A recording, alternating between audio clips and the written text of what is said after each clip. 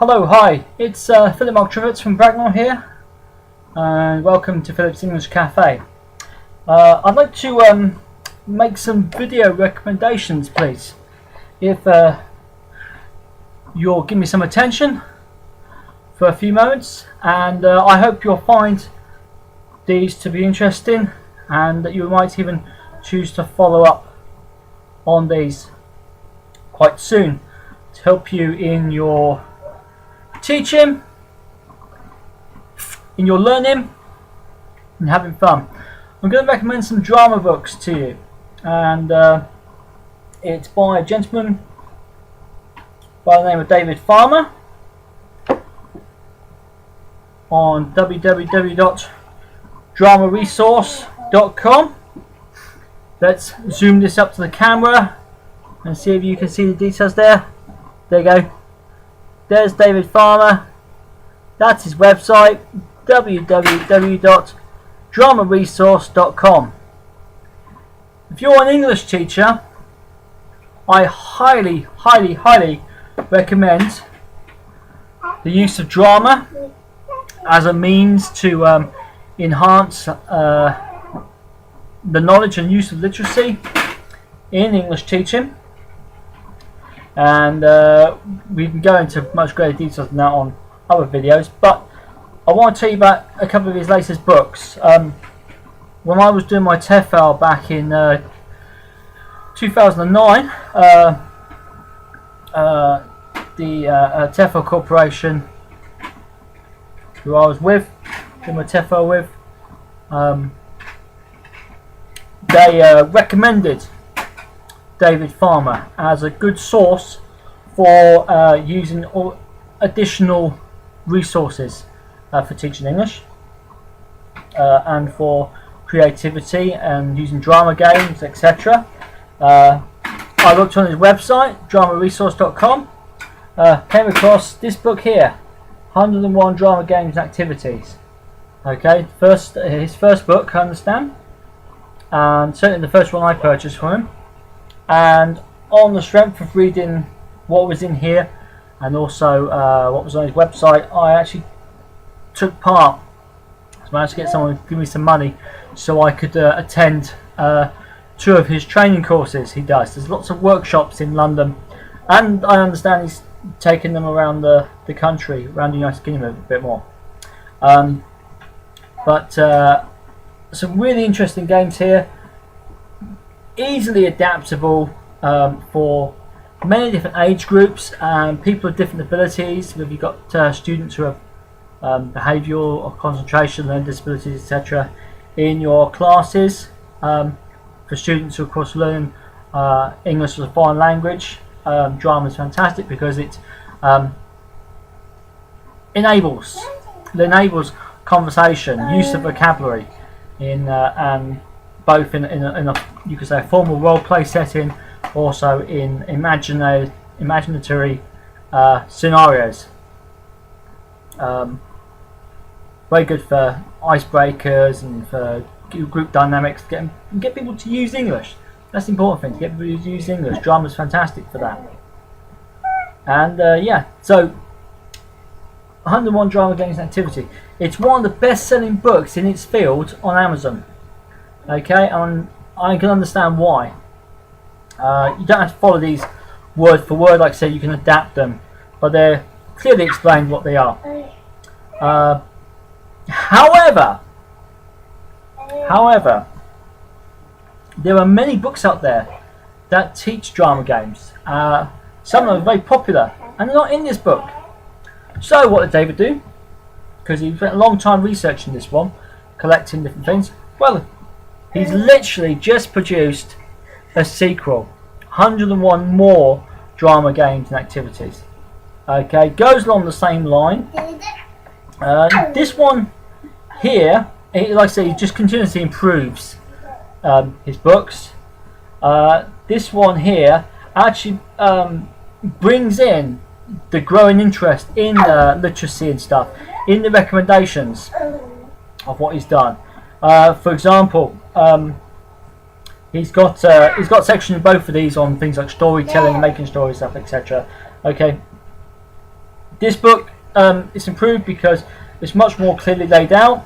It's got more suggestions in the book on how you could adapt these, and also some visualizations. Where his first book was mainly text, he's actually got some physical examples of how this actually would work out, which I think is a great help, particularly to people who come from a non-drama background.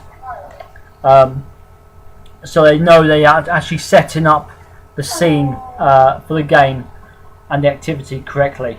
And of course, it's got on here a section on storytelling and different strategies and stuff here, and how they might be applied in English teaching. Big advantage this has over his previous book, which is, say, brilliant. Haven't found any duplicated games in the two books. Brilliantly done. But on here you do have sometimes 2 or 3 games on a spread page, maybe more games. On this book, okay, majority of cases each game is laid out on a single page. So I think that's a big advantage on here. Split down into their sections in improvisation, drama strategies, storytelling, very clearly laid out, very clearly presented. It has an ideal length of time the game should last for, because obviously you don't want the game to actually end up taking up too much of the lesson or exhausting students. A recommended age range, which is helpful, but like I say, most things can be adapted. They can be adapted in some way or another. Like it says here, 7 to adult, 8 to adult, 9 to adult. Sometimes just a little tweak, or perhaps your own lower expectation in who you're going to be teaching, lowering your boundaries to meet the needs and the abilities of the group you're playing with, you're acting with, whatever, would be good. And of course, the skills that are going to be learned. Storytelling, okay? Storytelling. Catch a story. Good for a whole group. Last 10 to 15 minutes. What skills, apart from storytelling and improvisation? So getting the students going. You've probably seen on the website the games and stuff they have on the things. You can actually go onto his website as well, dramaresource.com, and let's put it on the screen again, and actually see some of these games being played as well. Really good. So you don't have to come from a drama background to be using these sort of things. It will give you as much support as it can do. If you want to mix up things and have some more deeper knowledge without being without being too overcomplicated, he's produced this book, Learning Through Drama. I've already done a review on Amazon on this one. It was the one he produced last year. This goes into the drama strategies to a much deeper level. It's specifically aimed at primary years. If you're involved in SEN or EFL, EAL, ESOL, the names for English language learning go on. Lots of things that can be adapted from this one, and these tools he teaches here, Mantle of the Expert, still images, freeze frames and stuff, can be incorporated into your lessons quite comfortably. He gives you lots of ideas on how to do that, lots of suggestions, things that can be done, and like his latest book as well, everything is very clearly laid out with diagrams and things involved, helping you understand the process of how these strategies are supposed to work, how different activities can prove helpful in learning literacy, etc., learning foreign language learning. For you English, for you teachers in the United Kingdom, okay, you don't have to be looking to use this just to teach English language. You can be teaching it in foreign languages. You can be adding a dimension to your science lessons using drama. Okay, lots of techniques in here that can be applied. Everything's very nicely clearly laid out, how things are supposed to be. Like I say, this book is aimed for primary teachers, okay, but just so much of it is relevant in all situations for drama learning. Okay, ever use drama in your geography lessons? Ever use it in your science lessons? You might be thinking, how can drama help me in science? Well, okay, read some of the examples in here. Okay, have someone come in and give them experiments to do, and try and get them to try and get into the mind of what might have been going through the process of the guy who discovered penicillin, for example. Okay, drama can bring someone to life on that one. Can hot seating, for example, can actually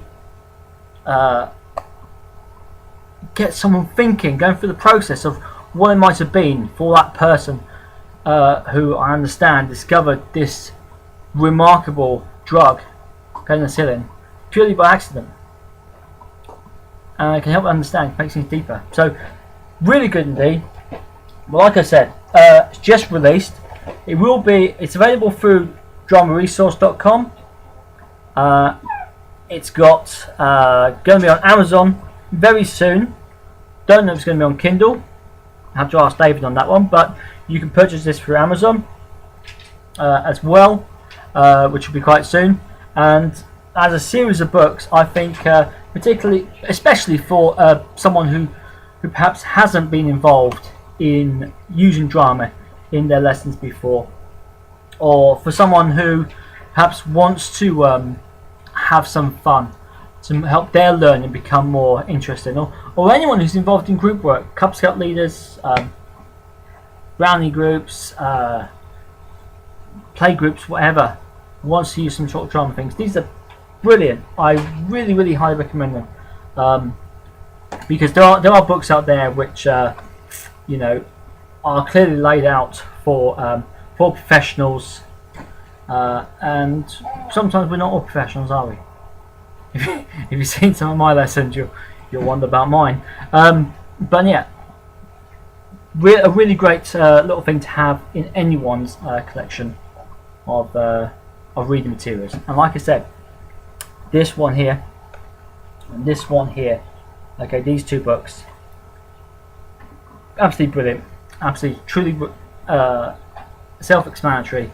One of the best-selling books in Amazon's history on this field of drama, games, activities. This one's come here. It's gonna surpass it, because it's just purely the presentations, just so much better.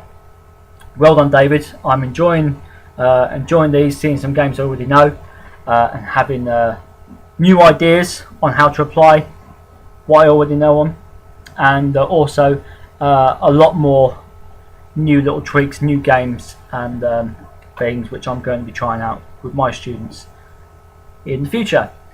Thank you very much for listening. Thank you very much for watching. And once again, that's his website. Whoops. There we go. dramaresource.com. www.dramaresource.com. David Farmer. Okay, and if you can, get on one of his courses. Highly recommend it.